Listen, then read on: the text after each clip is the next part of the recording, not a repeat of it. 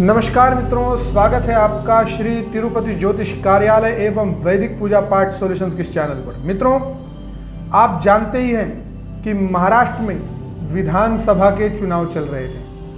महाराष्ट्र के इलेक्शन में जो रिजल्ट आपके सामने आया है वो बहुत चौंका देने वाला है। जो एग्जिट पोल आए थे उनसे बहुत विपरीत रिजल्ट आया है। पहले तो ऐसा लग रहा था 2 पार्टियां, 3 पार्टियां या फिर अपक्ष सबको मिलाकर सरकार बनानी पड़ेगी, ऐसे सब विचार पार्टियों के सब चल रहे थे। परंतु आज 23 तारीख को जैसे ही आपके सामने रिजल्ट आता है तो भाजपा, शिवसेना और अजित पवार की राष्ट्रवादी सेना, इन तीनों को मिलाकर बहुत अच्छे संख्या बल से महायुति सरकार बन सकती है। परंतु इसमें सबसे बड़ी बात हो जाती है कि मुख्यमंत्री कौन बनेंगे। वैसे देखने जाएं तो भाजपा के पास सबसे ज्यादा आमदार है। अब उनमें सबसे अच्छी बात यह होती है कि जिसके पास ज्यादा आमदार वही मुख्यमंत्री बने। परंतु किसने कितनी सीटें लड़ाई और कितनी सीटें पाई, इस पर भी विवाद चलता है। और क्या किसी को आश्वासन दिया गया है, क्या किसी को क्या किया गया, ये हमको कुछ भी पता नहीं है। फिर भी आज हम देवेंद्र फडणवीस जी की और एकनाथ शिंदे जी की कुंडली को देखते हैं।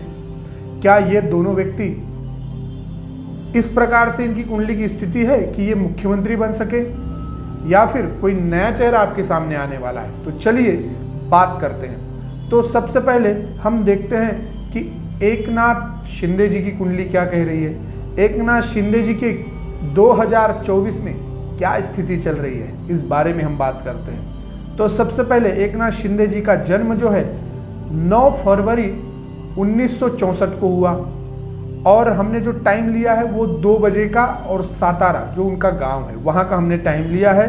और ये धनु लगने की कुंडली है। कुंडली बहुत अच्छी है, व्यक्ति बहुत अच्छे विचारवान वाले हैं, इस बात को आप समझ ही रहे होंगे।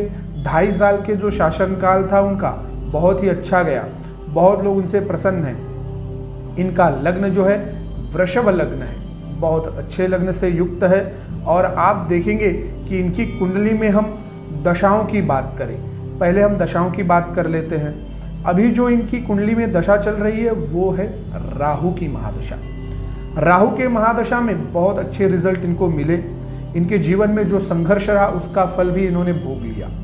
पर अब क्या होने वाला है, अब इनका जो मुख्यमंत्री बनने का जो चांस था ये राहु और शुक्र ने इनको दिलाया था। मित्रों, राहु और शुक्र इनके महादशा और अंतरदशा में आ गए तो ये मुख्यमंत्री बन गए। देखिए, महादशाओं का बहुत बड़ा प्रभाव होता है। तो राहु की महादशा इनकी चालू हो गई थी 2010 से, और इन्होंने 2009 से ही एमएलए के जो चुनाव है वो जीतने शुरू कर दिए थे। और इनका लक सबसे अच्छा खुला 2021 के बाद। 21 में जो है इनका पूरा हो गया राहु और केतु का जो कार्यकाल संग में चल रहा था, राहु की महादशा और केतु की अंतरदशा।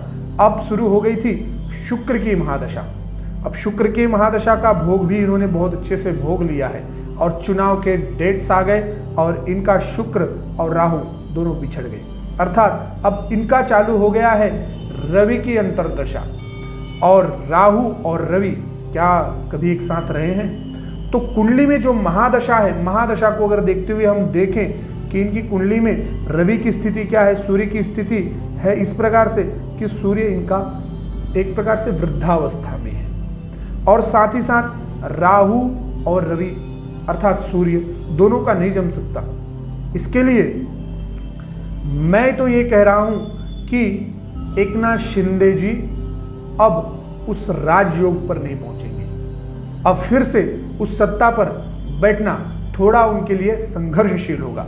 परंतु ऐसा नहीं है कि ये पूरी तरह से साइड हो जाएंगे या फिर इनका कोई वास्तव ही नहीं रहेगा। इनका वास्तव रहेगा, क्योंकि राहु जो है ये इनके फेवर में है और राहु इनको दिलाएगा यश, कीर्ति। और फिर से इनके राजयोग का चांस बन रहा है।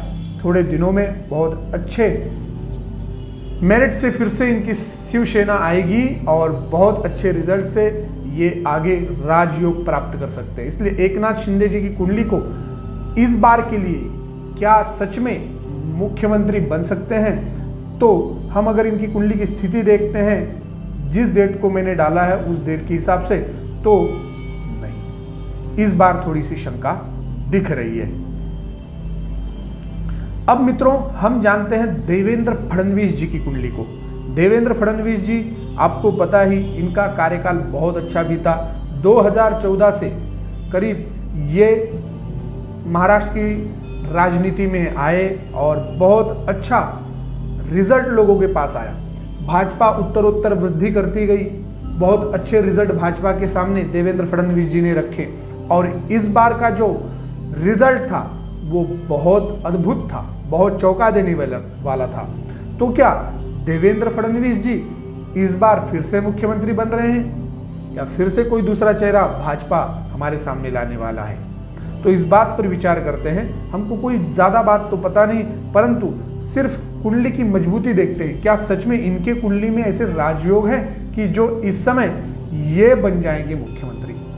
तो इनकी ग्रह स्थिति, इनकी जो जन्म तारीख हमने ली है 22/7/1970 और सुबह 6 बजे का जन्म, और इनका जन्म हुआ नागपुर में। ये इनका जन्म है।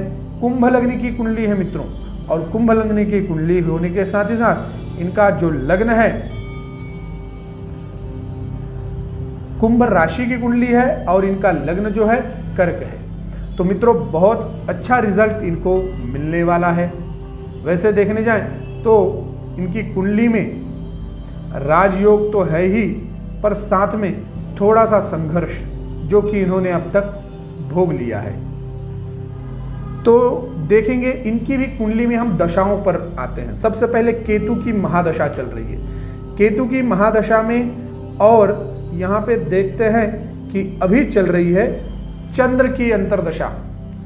चंद्र केतु कितना अच्छा इनकी कुंडली में रिजल्ट दे रहे हैं देखते हैं। तो चंद्र और केतु इनकी कुंडली में इस प्रकार से है कि चंद्र राहु के साथ बैठा हुआ है और 20 डिग्री में है, और केतु के देखते हैं तो वो धन स्थान पर बैठे हुए हैं और वो 11 डिग्री में बैठे हुए हैं।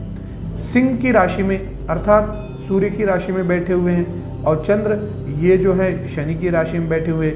एक सबसे अच्छी चीज बताता हूं मित्रों, अब इनके कुंडली में बन रहा है एक बहुत अच्छा राजयोग, जो कि शनि, मंगल और चंद्र ये 3 ग्रह मिलकर बना रहे हैं। संभवतः इनकी कुंडली एकनाथ शिंदे जी की कुंडली से ज्यादा पावरफुल है इस समय मुख्यमंत्री बनने के लिए, क्योंकि इनका समय बहुत अच्छा चल रहा है। समय बहुत अच्छा है। जो भी कीर्ति इनकी थोड़ी धूमिल हुई थी, जो कुछ इनके जीवन में एक संघर्ष था, वो संघर्ष इनका पूरा हो चुका है। केतु और सूर्य का जो इनका संघर्ष था वो इन्होंने भोग लिया है। केतु में केतु की महादशा आई, तब से इनके जीवन में संघर्ष चलने लगा। बुध और शनि की महादशा और अंतरदशा में इनको बहुत तकलीफ उठानी पड़ी। तो इसके लिए इस बार का अगर रिजल्ट देखने जाए तो 2 व्यक्ति में अगर चुनाव करना है तो ज्योतिष की दृष्टि से जिस प्रकार से मैंने आपको प्रेडिक्शन किया उसमें देखने जाए तो मुख्यमंत्री के दावेदार इस बार देवेंद्र फडणवीस ज्यादा दिख रहे हैं। ये जो बात है ये हमने सिर्फ मुख्यतः महादशाओं पर बात की है, और महादशा के हिसाब से किसके कुंडली में कितना अच्छा राजयोग बन रहा है, कौन इस कुंडली के अनुसार अपने स्थान पर मजबूत होकर और अपने इस दावेदार को आगे बढ़ाने वाले हैं। तो मैं तो कहूँगा इस बार देवेंद्र फडणवीस जी की कुंडली बहुत अच्छी दिख रही है। महाराष्ट्र की कुंडली को लेकर हम आगे फिर से एक वीडियो बनाएंगे कि कौन से चेहरे को फिर से इस महाराष्ट्र के ऊपर लाया जाता है, महाराष्ट्र में कौन से व्यक्ति की प्रभुत्ता और कौन व्यक्ति इस महाराष्ट्र को चलाने के लिए 2024 के 2029 के कार्यकाल में अपना योगदान देने वाले हैं। तो इस बार आप ध्यान रखिए, देवेंद्र फडणवीस जी संभवतः मुख्यमंत्री बनेंगे। जो उनका संघर्ष था वो खत्म हो चुका है और बहुत अच्छा रिजल्ट आपके सामने आने वाला है। जय श्री राम, हर हर महादेव।